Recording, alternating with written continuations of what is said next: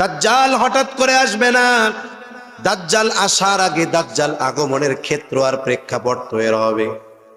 এই সময়ও একের পর এক বড় বড় ফিতনা আসতে থাকবে।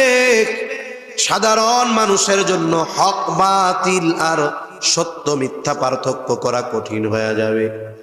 বুজুর্গানে দিন বলেন, ওই সময়ও যারা সূরা কাহাফের এই আমল করবে, আশা করা যায় এই আমলের বরকতে আল্লাহ তাআলা দাজ্জাল আগমনের আগে যত ফিতনা আসবে সব ফিতনা থেকে আল্লাহ তাআলা আমল করনেওয়ালাকে হেফাজত করবে।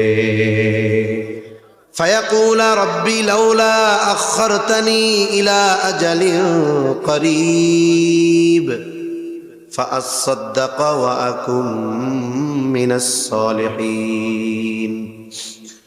যেই মানুষগুলো দুনিয়ায় তার হায়াত ভালো কাজে কাটায় নাই, ওই মানুষগুলো মরার পরে আল্লাহর কাছে বলে, ও রব, লাউলা আখখারতানি ইলা আজালিন করিব, ও রব, আমাকে যদি সামান্য সময়ের জন্য অবকাশ দেওয়া হইতো, আবার যদি একটু দুনিয়ায় যাইতে দিতেন।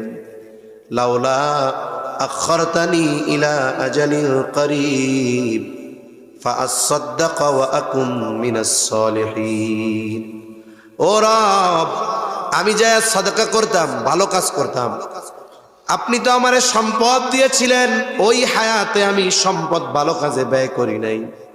আপনি তো আমাকে হায়াত দিয়েছিলেন, নামাজ পড়ি নাই, রোজা রাখি নাই, কোরআন তিলাওয়াত করি নাই।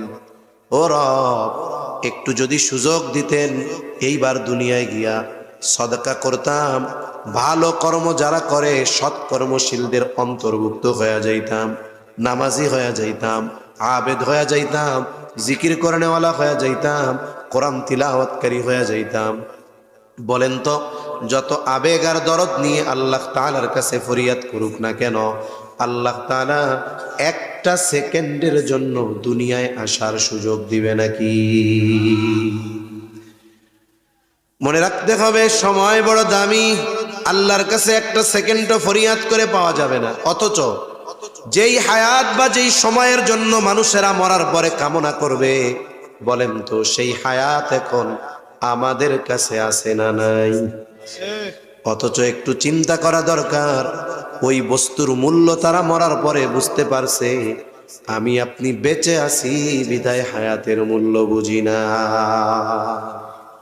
এজন্য হায়াতের কদর করা দরকার, হায়াতের মূল্যায়ন করা দরকার। এই দুনিয়াতে যার হাজার হাজার কোটি টাকা আছে, মনে করেন